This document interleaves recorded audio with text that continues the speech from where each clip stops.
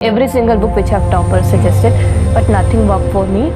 I was like कि नहीं होगा छोड़ देते हैं, नहीं हो रहा है तो क्या फ़ायदा इनको दोबारा पढ़ने से.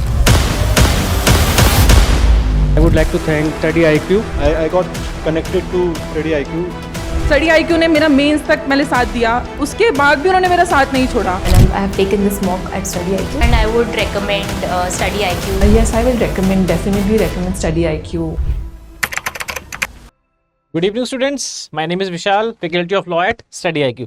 तो स्टूडेंट्स, आप सभी का स्वागत है आज के हमारे वीडियो सेशन में. स्टूडेंट्स, आज के वीडियो सेशन के अंदर हम डिस्कस करने जा रहे हैं कुछ बहुत ही इंपॉर्टेंट.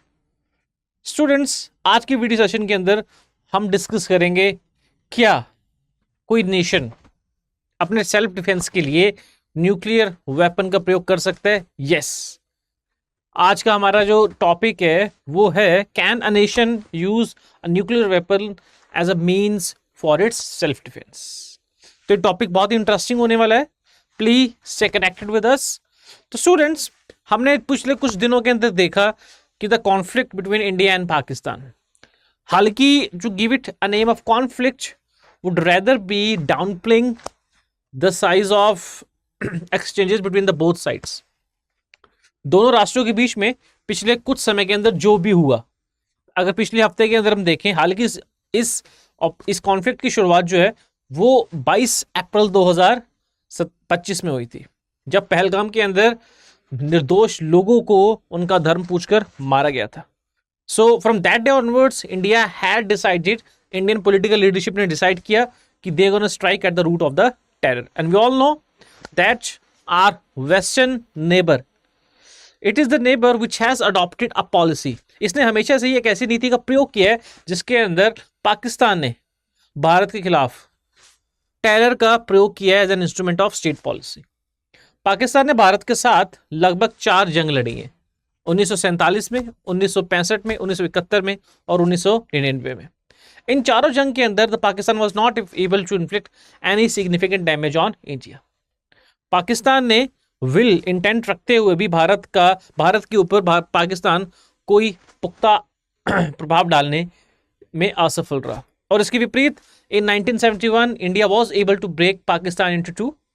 जो वेस्ट पाकिस्तान और east Pakistan, they broke up and east Pakistan became Bangladesh.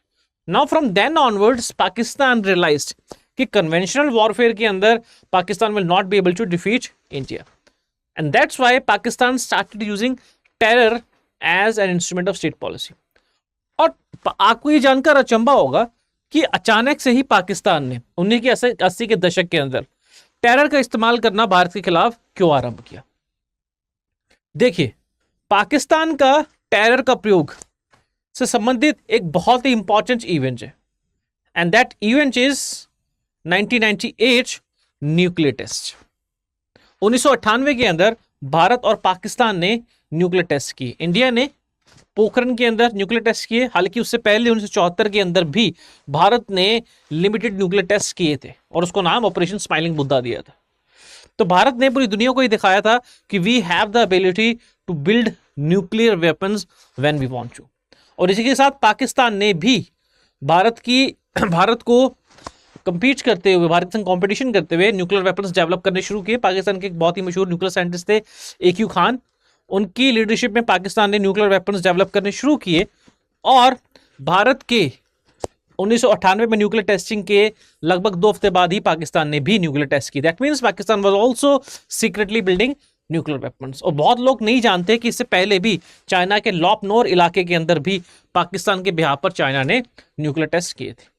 तो as India and Pakistan went nuclear, दोनों राष्ट्रों के पास एक न्यूक्लियर वेपन आया, तो एक न्यूक्लियर डेटरेंस पैदा हुआ. That means now India could not launch a full-scale war against Pakistan because India had an apprehension in the mind that Pakistan can use nuclear weapon, because conventionally Pakistan is no match for India. Conventional war के अंदर तो Pakistan India के संग युद्ध नहीं कर सकता. लेकिन अगर पाकिस्तान इस कंडीशन में पहुंचा where it seems to Pakistan that it is likely to collapse, तो पाकिस्तान वहां पर न्यूक्लियर वेपन करने से नहीं कतराएगा. इसीलिए पाकिस्तान ने इस न्यूक्लियर ब्लैकमेल की आड़ में भारत पर टेरर का प्रयोग किया. Pakistan used terror as an instrument of state policy. Pakistan को पता था कि इंडिया कभी भी कन्वेंशनल लेवल में एस्केलेशन लैडर से एक हाथ से ऊपर नहीं चढ़ेगा, because then India risk being hit by Pakistan nuclear strike. तो क्या हम देखते हैं, इतना समझने के पश्चात हमने देखा किस प्रकार से पाकिस्तान ने न्यूक्लियर अम्ब्रेला, या जिसको हम आज की भाषा में न्यूक्लियर ब्लफ कह सकते हैं, न्यूक्लियर ब्लफ की आड़ में पाकिस्तान ने टेरर का प्रयोग किया। But the question here is, can any country, as we are reading for law optional, can any country use nuclear weapon as a means of self defense, or what is the international law about that?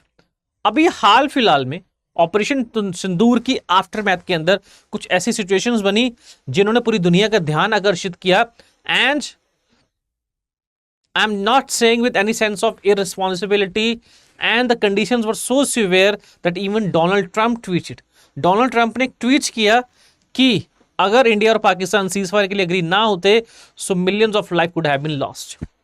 अगर भारत और पाकिस्तान अपने युद्ध में अपना military kinetic action ना रोकते तो बहुत सी जानों का जान, लाखों जानों का जान जा सकता था। अब कन्वेंशनल वॉर के अंदर तो लाखों जानों का जान जाना असंभव है। That means there was something that was very very serious. कुछ ऐसा था जो बहुत ही सीरियस था और बहुत ही चिंताजनक था।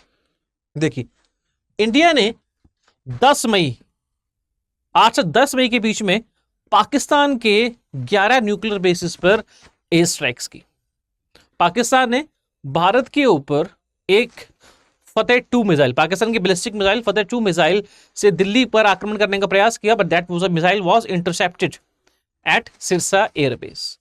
इसके रिटेलिएशन में Indian arm forces, specially the Indian air force, it struck 11 air bases of Pakistani military. 11 airbase, एक नहीं, 2 नहीं, 3 नहीं, पूरे 11 के 11 एयरबेस इंडिया ने स्ट्राइक किए। देखिए, और कहा जा रहा है, हालांकि इसकी पुष्टि नहीं हुई है, director general of air operations ने अपनी प्रेस कॉन्फ्रेंस के अंदर कहीं पर भी इस बात का विवरण नहीं दिया कि what were the missiles that were used to strike Pakistani's airbase. But obviously we know that is operational details and that cannot be divulged because they need to be confidential.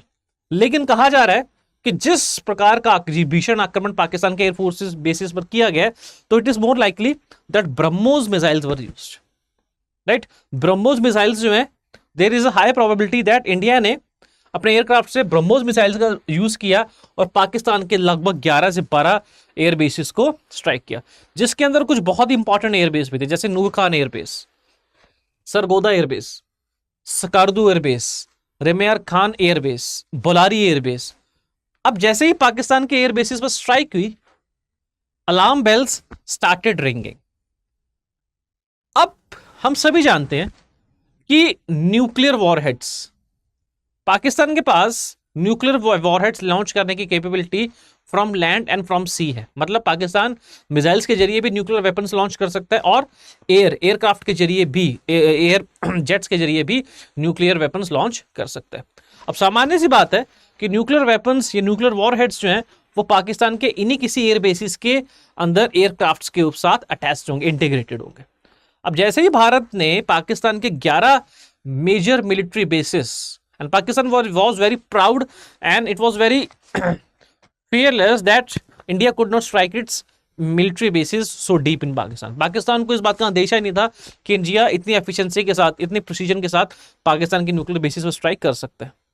Now when India struck the nuclear bases, especially the Sargodha air base and the Mashraf air base, now what happened कि उसी समय, उसी दिन 10 मई की सुबह को पाकिस्तान के अंदर अलार्म बेल्स बजनी शुरू हो गई। अमेरिका, जिसने इस कॉन्फ्लिक्ट की शुरुआत में ये स्टांस लिया था, अमेरिका ने कहा था कि will not get into any conflict which is not hours, कि हम ऐसे किसी झगड़े विवाद में नहीं पड़ेंगे जो हमारा है ही नहीं। That means America first took the stand that it's not gonna intervene in the conflict between India and Pakistan. लेकिन ऐसा क्या हुआ कि अमेरिका ने 10 मई को इंटरवीन किया और एक लंबी बातचीत के पश्चात भारत और पाकिस्तान के संग सीज फायर, भारत और पाकिस्तान दोनों को प्रेस किया कि वो सीज फायर की ओर आगे बढ़े और अंत में सीज फायर हुआ। देखिए, from missiles to cease fire, how India and Pakistan pulled back from the brink. As nuclear war became a real possibility, Trump tasked Mark Rubio and JD Vance to contract the feuding countries.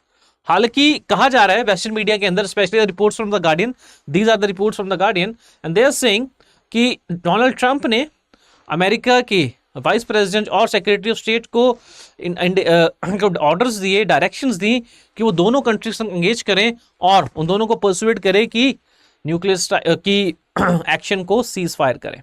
देखिए, this threat was seen to escalate further after India launched air strikes at 3 critical Pakistani air bases, including Noor Khan base in the city of Rawalpindi, and the headquarters of the army and military wing who safeguard Pakistan nuclear weapons are based in Rawalpindi. जब भारत ने सरगोड़ा airbase पर आक्रमण किया, उसी के साथ साथ नूर Khan airbase पर आक्रमण किया जो रावलपिंडी के अंदर स्थित है, तो पाकिस्तान के न्यूक्लियर वेपन्स का कमांड स्ट्रक्चर रावलपिंडी में ही सिचुएटेड है. Now because of that Pakistan को लगा कि Indian air strike, next Indian air strike, क्योंकि अगर इंडिया जो है वो पाकिस्तान के एयर बेसिस के अंदर इतना डीपली पेनिट्रेट करके स्ट्राइक कर रहा है, तो it can also strike the air bases where Pakistan nuclear weapons are stored. तो इसी कारण पाकिस्तान के प्राइम मिनिस्टर ने in a state of alarm he called the meeting of National Command Authority.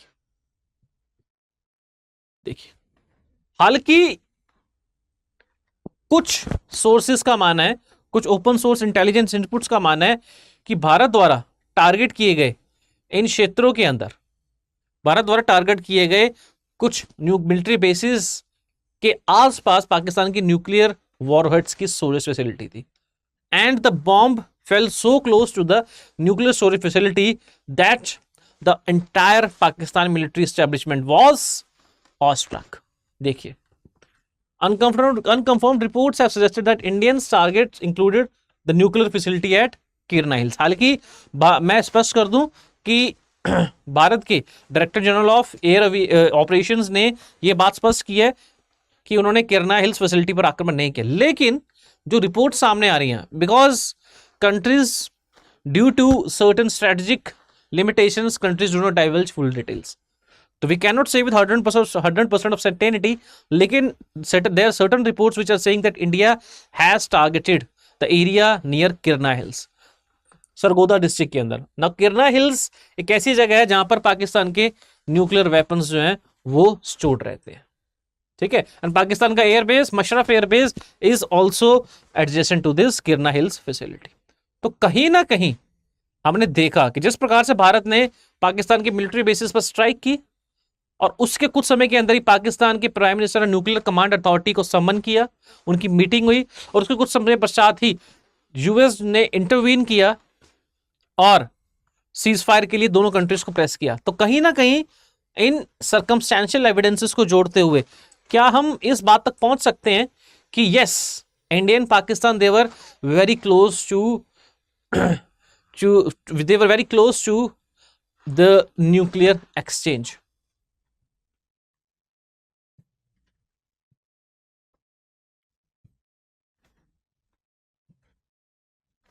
Now, अभी हाल फिलहाल के दिनों में ही as discussed by me, we have seen कि किस प्रकार से the things would have got very tense. परिस्थितियां कंट्रोल से बाहर हो सकती थी and God knows कि क्या हो सकता था. सो now the thing here is कि हम सभी जानते हैं कि इंडियन सब कॉन्टिनेंट के अंदर we have 3 nuclear weapon states. At least अगर हम बात करें साउथ एशिया की, तो we have 3 nuclear weapon states.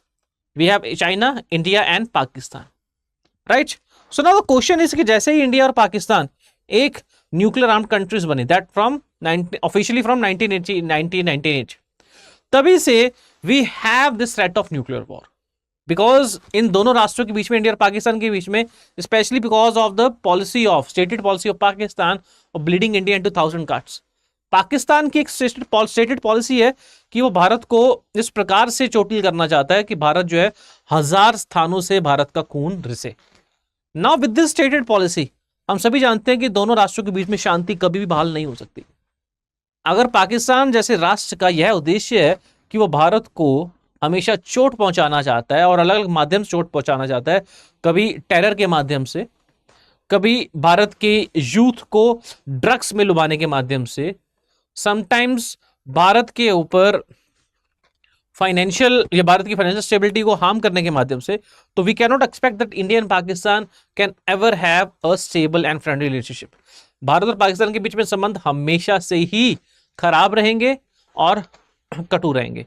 So now जब दोनों राष्ट्रों के बीच में संबंध, and we all know that's not gonna change, और हम ये भी जानते हैं कि दोनों राष्ट्र न्यूक्लियर वेपन स्टेट्स हैं, they are capable nuclear weapon states. तो प्रश्न ये आता है, क्या इंटरनेशनल लॉ न्यूक्लियर वेपन्स के प्रयोग को अप्रूवल, सहमति देता है?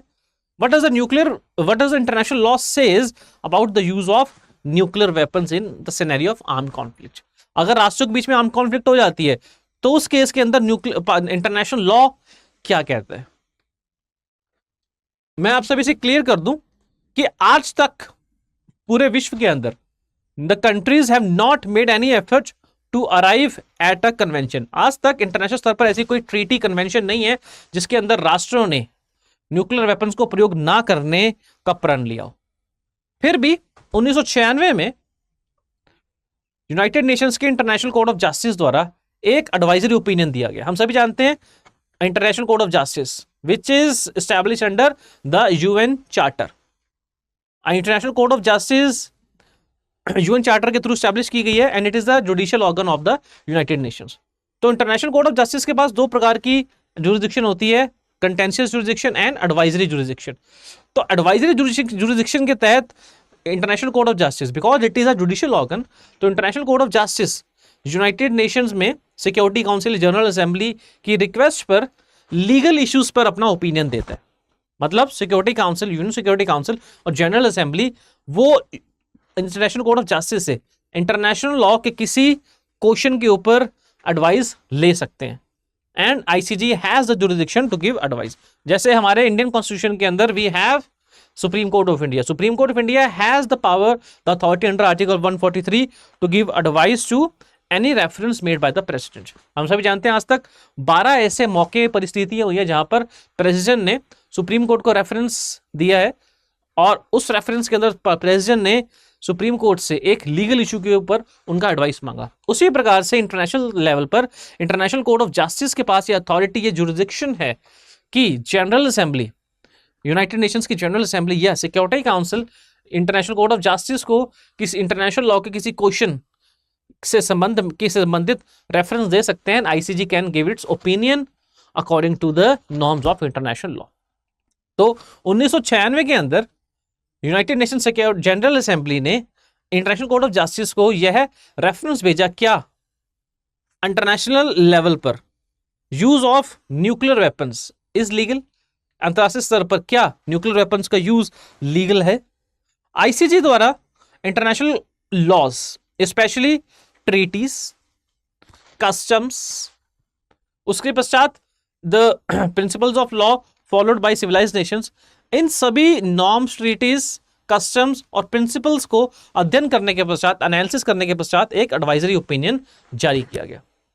इंटरनेशनल कोर्ट ऑफ जस्टिस ने यह नोट किया कि अगर इंटरनेशनल कोर्ट ऑफ जस्टिस को यह देखना है कि क्या इंटरनेशनल लॉ के अंदर न्यूक्लियर वेपन्स का यूज लीगल है या नहीं, तो उन्हें यूएन चार्टर के कुछ प्रोविजंस देखने होंगे।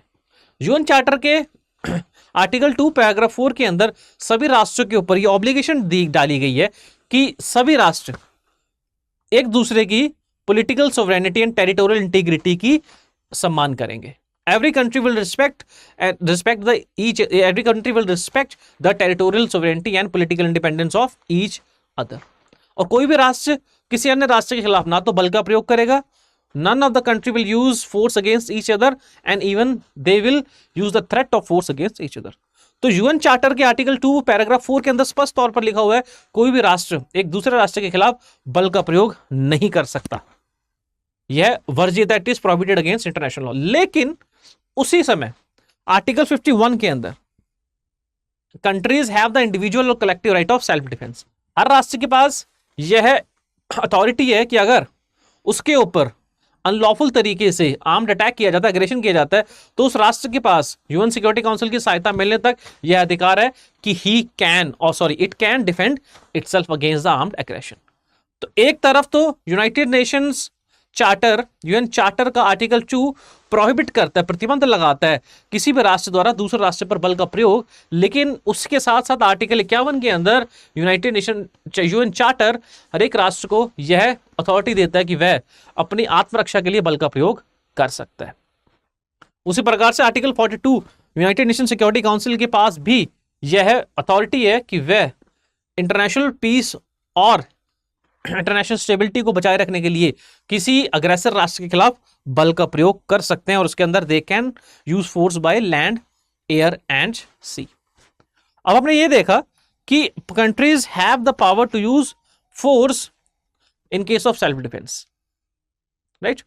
लेकिन इंटरनेशनल कोर्ट ऑफ जस्टिस ने कहा कि अंतरराष्ट्रीय स्तर पर ऐसी कोई ट्रीटी साइन ही नहीं हुई है राष्ट्रों के बीच में जो न्यूक्लियर वेपन्स के प्रयोग को वर्जित करे। हालांकि कंट्रीज के बीच में न्यूक्लियर नॉन प्रोलिफरेशन ट्रीटी हुई है, लेकिन उसके अंदर न्यूक्लियर वेपन के प्रयोग को कहीं भी प्रोहिबिट नहीं किया गया।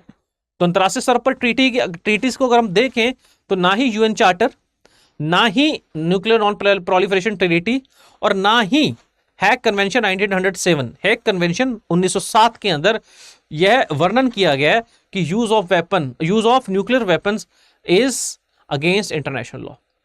तो अंतरराष्ट्रीय स्तर पर अगर हम लॉ की बात करें, इंटरनेशनल लॉ की बात करें, तो राष्ट्रों के बीच में कोई ऐसी कन्वेंशन, कोई ट्रीटी नहीं है जो न्यूक्लियर वेपन्स के यूज को वर्जित करती हो, दैट इलीगलाइजेस और that makes the use of nuclear weapons unlawful.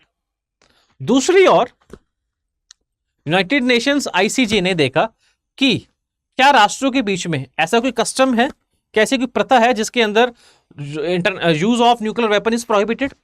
ICJ ने देखा कि जब से यूएन मेंबर स्टेट्स ने न्यूक्लियर वेपन्स एक्वायर किए फ्रॉम 1950s, तब से लेकर आज तक 1945 को छोड़ दें, जापान पर अमेरिका के न्यूक्लियर अटैक को छोड़ दें, तो देखा गया है कि आज तक राष्ट्रों ने एक दूसरे के ऊपर न्यूक्लियर वेपन का प्रयोग नहीं किया। तो क्या हम कह सकते हैं, क्या राष्ट्रों के बीच में इतने लंबे समय से एक टैसिट अंडरस्टैंडिंग बन गई है, एक कस्टम बन गया, एक प्रथा बन गई है कि कोई भी राष्ट्र एक दूसरे के खिलाफ न्यूक्लियर वेपन का प्रयोग नहीं करेगा, लेकिन इंटरनेशनल कोर्ट ऑफ जस्टिस ने कहा कि हमें ऐसा कोई भी कस्टम दिखाई नहीं देता। There is no opinion juris that prohibits the use of nuclear weapons by one state over another. और उसी टाइम पर हमने देखा है कि राष्ट्र एक दूसरे के खिलाफ न्यूक्लियर डिटेंस का प्रयोग करते हैं, एक दूसरे को डराते हैं, धमकाते हैं न्यूक्लियर वेपन्स की आड़ में। तो इंटरनेशनल कोर्ट ऑफ जस्टिस ने कहा कि हम नहीं कह सकते कि अंतरराष्ट्रीय स्तर पर न्यूक्लियर वेपन्स का प्रयोग जो है वो वर्जित है on the basis of custom between the Nations. तो ना ही किसी ट्रीटी के अंदर, ना ही इंटरनेशनल लेवल पर किसी कस्टम के अंदर न्यूक्लियर वेपन्स का प्रयोग वर्जित है, प्रोहिबिटेड है या इलीगल है। लेकिन इसके साथ साथ यूनाइटेड नेशन ने कहा, चूंकि आर्टिकल 51, हर कंट्री के पास आर्टिकल 51 ऑफ यूएन चार्टर के तहत राइट टू सेल्फ डिफेंस है, हर राष्ट्र के पास यह अधिकार है कि वह अपनी सुरक्षा के लिए बल का प्रयोग कर सकता है, लेकिन बल का प्रयोग मस्ट बी प्रोपोर्शनल, अनुपातिक होना चाहिए, और इतना इस लेवल का होना चाहिए, इस प्रोपोर्शन का होना चाहिए कि वो अपने ऊपर किए हुए अटैक को रोकने में सफल रहे। बल का प्रयोग कभी भी डिस्प्रोपोर्शनेट नहीं हो सकता। So on the principles of proportionality and on the principles of international humanitarian law, on the principles of international humanitarian law, जिसको हम laws and customs of war भी कहते हैं, दुनिया के अंदर over the period of time कुछ ऐसे लॉज डेवलप हुए हैं that guides the conduct of hostilities between the nation. ऐसे लॉ, ऐसी कन्वेंशंस जो हैं वो इंटरनेशनल लॉ ले डाउन करती हैं कि राष्ट्रों के बीच में युद्ध के समय किस प्रकार से राष्ट्र एक दूसरे के खिलाफ जो है वो एक दूसरे के खिलाफ बल का प्रयोग करेंगे, या राष्ट्र बल युद्ध की स्थिति में भी कौन कौन से कार्य, कौन कौन से कृत्य, कौन कौन से एक्ट्स नहीं कर सकते। ऐसे सभी लॉज को इंटरनेशनल ह्यूमैनिटेरियन लॉज कहते हैं, जिसका मुख्य अंग है जिनीवा कन्वेंशंस, 4 महत्वपूर्ण जिनीवा कन्वेंशंस और एडिशनल प्रोटोकॉल्स। तो यूएन ने इंटरनेशनल ह्यूमैनिटेरियन लॉ के प्रिंसिपल्स को अप्लाई करते हुए कहा कि अगर हम इंटरनेशनल ह्यूमैनिटेरियन लॉ के प्रिंसिपल्स अप्लाई करें तो हमें देखेंगे कि आईएचएल के कुछ प्रिंसिपल्स कहते हैं कि राष्ट्र कब किसी भी स्थिति के अंदर किसी सिविलियन या नॉन कॉम्बैक्टेड के ऊपर बल का प्रयोग नहीं कर सकते। दूसरा, राष्ट्र ऐसे वेपन्स का प्रयोग नहीं कर सकते जो मिलिट्री इंफ्रास्ट्रक्चर के साथ साथ सिविलियन इंफ्रास्ट्रक्चर पर भी हानि पहुंचाए। राष्ट्र किसी भी प्रकार से कॉम्बैक्टेंट्स मिलिट्री के ऊपर भी एबनॉर्मल या एक्सट्रीमली पेनफुल तरीकों का प्रयोग नहीं कर सकते। तो इसके अगर इंटरनेशनल ह्यूमैनिटेरियन प्रिंसिपल्स को देखा जाए तो ये साफ तौर पर उभर कर आता है, चूंकि न्यूक्लियर वेपन्स के प्रयोग से ना केवल मिलिट्री इंफ्रास्ट्रक्चर, मिलिट्री पर्सनल, लेकिन आम सिविलियंस की भी बड़ी मात्रा में मृत्यु होती है। उसी प्रकार से मिलिट्रीज के ऊपर एक पेनफुल तरीके से एक्शन किया जाता है। तो अगर हम इंटरनेशनल ह्यूमैनिटेरियन प्रिंसिपल्स को मद्देनजर रखें तो use of nuclear weapons can be prohibited, directly तो नहीं, लेकिन इंटरनेशनल ह्यूमैनिटेरियन प्रिंसिपल्स ये कहते हैं कि न्यूक्लियर वेपन्स का यूज जो है वो इलीगल है, प्रोहिबिटेड है, क्योंकि इंटरनेशनल ह्यूमैनिटेरियन प्रिंसिपल्स, ये इंटरनेशनल ह्यूमैनिटेरियन लॉज ये कहते हैं कि नॉन कॉम्बैक्टेंट्स के ऊपर बल का प्रयोग नहीं किया जा सकता, सिविलियन टारगेट्स के ऊपर बल का प्रयोग नहीं किया जा सकता, मिलिट्री पर्सनल के ऊपर भी एक्सट्रीमली पेनफुल वेपन्स का प्रयोग नहीं किया जा सकता, लेकिन यूज ऑफ न्यूक्लियर वेपन्स इन तीनों ही लॉज के अगेंस्ट जाएगा। तो इंटरनेशनल ह्यूमैनिटेरियन प्रिंसिपल्स के आधार पर use of nuclear weapons is illegal. देखिए, ICJ concluded that neither customary nor conventional international law specifically authorizes or prohibits the threat of nuclear weapons. The threat or use of nuclear weapons would generally be contrary to rules of international law applicable in armed conflict. That means the principles of international humanitarian law, such as distinction between combatants and non-combatants and prohibition of unnecessary suffering. हालांकि extreme conditions के अंदर मान लो कि एक राष्ट्र दूसरे राष्ट्र पर न्यूक्लियर वेपन का प्रयोग कर रहा है, तो क्या उस समय अपनी सेल्फ डिफेंस के लिए एक राष्ट्र न्यूक्लियर वेपन्स का प्रयोग कर सकता है? आईसीजे के ओपिनियन के अंदर इस प्रश्न का उत्तर कंक्लूसिवली डेफिनेटली नहीं दिया गया। ICJ has not given a conclusive and definite answer कि whether a country can use nuclear weapon in its self defence, क्योंकि ऐसा एक्सट्रीम केस हो सकता है जब सामने वाला राष्ट्र आपके ऊपर न्यूक्लियर वेपन प्रयोग करने जा रहा हो, तो स्थिति के अंदर उसको रोकने के लिए और खुद को डिफेंड करने के लिए can you use nuclear weapon as a means of offence. तो इस स्थिति के अंदर आईसीजे ने कोई भी डेफिनेट लॉ नहीं दिया है। देखिए, the ICJ could not definitely conclude whether the threat of use of nuclear weapons would be lawful और unlawful in extreme circumstances of self defence where a state survival is at stake. देखिए, उसी प्रकार से court ने, जब court यह conclusively define नहीं कर सका, कोर्ट ने कंक्लूसिवली यह तय निर्धारित नहीं किया कि अंतरराष्ट्रीय स्तर पर न्यूक्लियर वेपन का प्रयोग इज इट लीगल और इलीगल, तो कोर्ट ने अंत में राष्ट्रों से यह अर्ज किया, इंटरनेशनल कोर्ट ऑफ जस्टिस ने राष्ट्रों से यह अर्ज किया, रिक्वेस्ट किया कि वह न्यूक्लियर नॉन प्रोलिफरेशन ट्रीटी के आर्टिकल 4 के तहत, आर्टिकल 6 के तहत न्यूक्लियर डिसआर्मामेंट के लिए प्रयास करें। न्यूक्लियर नॉन प्रोलिफरेशन ट्रीटी के आर्टिकल 6 के तहत राष्ट्र यह कमिटमेंट करते हैं कि वह पीसफुल तरीके से, वह कोऑर्डिनेटेड मैनर के अंदर विश्व को न्यूक्लियर डिसआर्मामेंट की ओर लेकर जाएंगे। तो आईसीजे ने कहा कि चूंकि इंटरनेशनल लॉ, कस्टम्स और ट्रीटीज के अकॉर्डिंग हम एक डेफिनेट ओपिनियन नहीं दे सकते कि क्या use of nuclear weapon international level पर इंटरनेशनल लॉ के अकॉर्डिंग लीगल है या नहीं है, इसलिए हम प्रयास करते हैं, हम ये राष्ट्रों से अर्ज करते हैं कि वो न्यूक्लियर नॉन प्रोलिफरेशन ट्रीटी के आर्टिकल 6 के तहत डिसआर्मामेंट का प्रयास करें, न्यूक्लियर डिसआर्मामेंट का प्रयास करें, और सभी राष्ट्र अब उनके पास सुरक्षित न्यूक्लियर वेपन्स को ध्वस्त करें और विश्व को एक न्यूक्लियर डिसआर्मामेंट की स्थिति की ओर लेकर जाएं। अब हमने देखा कि अंतरराष्ट्रीय स्तर पर there is no definite law, there is no treaty, no convention, no custom that either permits और prohibits the use of nuclear weapon. अगर हम सीधा सीधा देखें तो अंतरराष्ट्रीय स्तर पर ऐसा कोई लॉ ही नहीं है जो न्यूक्लियर वेपन के यूज को परमिट करता हो या फिर प्रोहिबिट करता हो। सेल्फ डिफेंस के लिए it can be seen, ICJ ने भी इस बात का डेफिनेट आंसर नहीं दिया कि क्या एक्सट्रीम कंडीशन में राष्ट्र सेल्फ डिफेंस के लिए न्यूक्लियर बॉम्ब का प्रयोग, न्यूक्लियर वेपन का प्रयोग कर सकते हैं। तो हम देखते हैं कि भारत की न्यूक्लियर पॉलिसी किस प्रकार से और क्या यह इंटरनेशनल लॉ के अकॉर्डिंग है। Let's see. देखिए, भारत ने जब इंटरनेशनल स्तर पर यह अनाउंसमेंट की कि they have conducted nuclear test. उसके साथ साथ भारत ने एक रिस्पॉन्सिबल पावर की तरह एक न्यूक्लियर डॉक्ट्रिन तैयार की जिसको बोलते हैं नो फर्स्ट यूज पॉलिसी। इस पॉलिसी के तहत नाम से ही समझ में आता है कि India has affirmed that India will never firstly use nuclear weapon. Bharat कभी भी किसी राष्ट्र के खिलाफ पहले न्यूक्लियर वेपन का प्रयोग नहीं करेगा।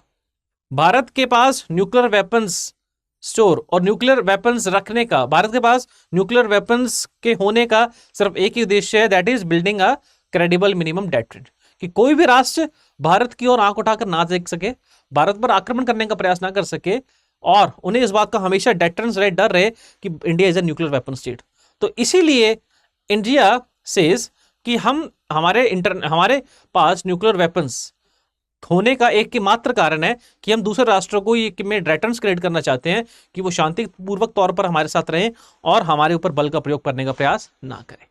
और हम पहले फर्स्ट किसी भी राष्ट्र के ऊपर न्यूक्लियर वेपन का प्रयोग नहीं करेंगे। लेकिन अगर भारत पर न्यूक्लियर वेपन का प्रयोग होता है फिर पहली स्ट्राइक के बाद ही हम डिस्प्रपोर्शनेट तरीके से ऐसे रिस्पॉन्ड करेंगे कि हम अपने प्रतिद्वंदी के ऊपर अनएक्सेप्टेबल डैमेज इन्फ्लिक्ट करेंगे। तो इंडिया क्या कहता है कि हम पहले किसी पर आक्रमण नहीं करेंगे, we will not use nuclear weapon firstly.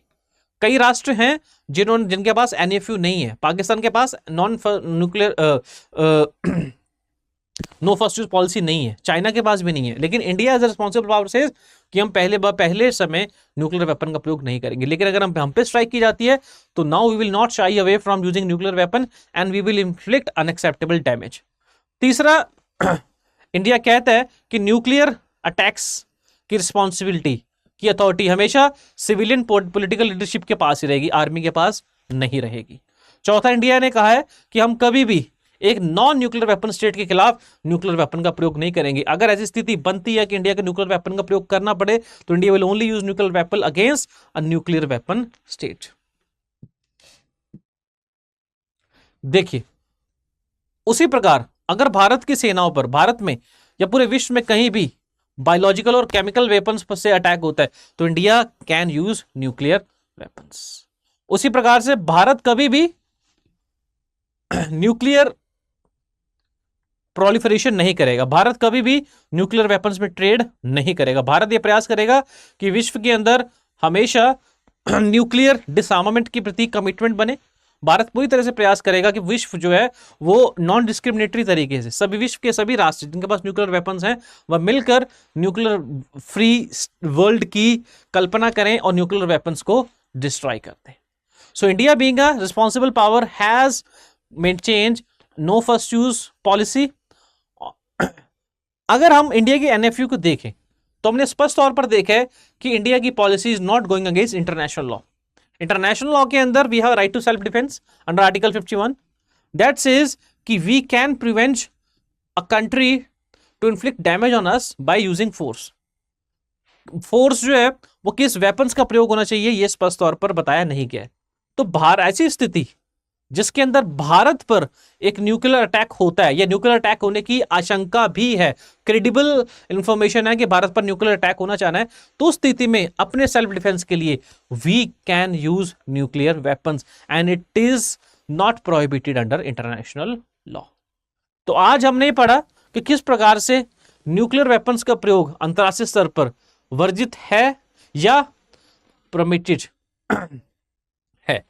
तो जनरली आज की क्लास के अंदर we have learn the intricacies of the legality of use of nuclear weapons according to international law. तो स्टूडेंट्स ऐसी वीडियोस के संग please stay connected with study IQ। Students, हम सभी जानते हैं लॉ एक ऐसा सब्जेक्ट है जो पिछले कुछ समय के अंदर एक सक्सेसफुल ऑप्शनल सब्जेक्ट के तौर पर ऊपर है। We at study IQ offer law programme and I personally take the law programme. हमारे प्रोग्राम के कुछ एसेंशियल कंपोनेंट्स है that I will like to discuss with you. हमारे प्रोग्राम के अंदर we have answer writing sessions on a regular basis. हम हमारे programme के अंदर हम हमेशा इस बात को प्रयास करते हैं, I personally teach the students how to write down better answers. Answer writing can be improved with practice. Students initially hesitant reluctant होते हैं आंसर राइटिंग में, पता नहीं आंसर किस प्रकार से लिखा जाएगा, पता नहीं मेरा आंसर जो है वो इफेक्टिव होगा भी नहीं होगा। पर स्टूडेंट्स को आई ऑलवेज इंकरेज कि answer writing can be improve with practice and right kind of mentorship. अगर आप शुरू ही नहीं करोगे you will not be able to achieve skills, तो इसलिए you will not be able to attain skills. इसीलिए आंसर राइटिंग बेटर करने के लिए I regularly encourage the students to go for answer writing and I personally check their answers and give them feedback. इसके साथ साथ we always integrate the current legal developments with our syllabus. हमने देखा है कि लॉ ऑप्शनल के अंदर ज्यादातर क्वेश्चन स्टैटिक होते हैं, but recent legal developments are good material for questions। तो बहुत बार देखा गया कि सुप्रीम कोर्ट की कुछ landmark judgement specially related to constitutional law या फिर किसी लॉ के अंदर अमेंडमेंट्स या चेंजेस क्वेश्चंस बनकर आते हैं। तो इसीलिए we ensure that students are apprised of the latest current developments so that they can tackle all the questions in the examination। इसके साथ साथ हमारे प्रोग्राम के अंदर we have a mentorship program that extends up to the period of 30 months। तो 30 महीनों के दौरान स्टूडेंट्स फैकल्टी को एक्सेस कर सकते हैं and they can resolve their doubts related to their preparation. इसके साथ साथ we also provide access to Gyan Bhandar programme, जिसके अंदर students can watch the videos such as the video as shot by me. इन वीडियोज के अंदर we have discuss the topic related to international law at such a great detail. हमारी videos के अंदर हमने आज की इंटरनेशनल लॉ की तरह कई ऐसी वीडियोस बनाई हैं जिसके अंदर हमने लॉ के न्यूएंसेस पर डिस्कशन की है। तो students can access all of these videos through the Gyan Bhandar program.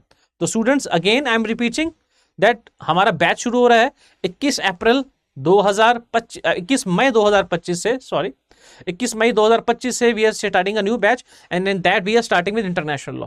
तो students who are interested in opting law is an optional, so it is a good chance for you to prepare yourself and secure your dream service।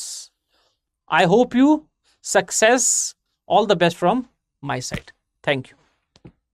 Every single book which have toppers suggested, but nothing worked for me। I was like कि नहीं होगा छोड़ देते हैं, नहीं हो रहा है तो क्या फ़ायदा इनको दोबारा पढ़ने से। I would like to thank Study IQ। I got connected to Study IQ। Study IQ ने मेरा मेंस तक मैंने साथ दिया, उसके बाद भी उन्होंने मेरा साथ नहीं छोड़ा। And I have taken this mock at Study IQ and I would recommend Study IQ। Yes, I will recommend, definitely recommend Study IQ।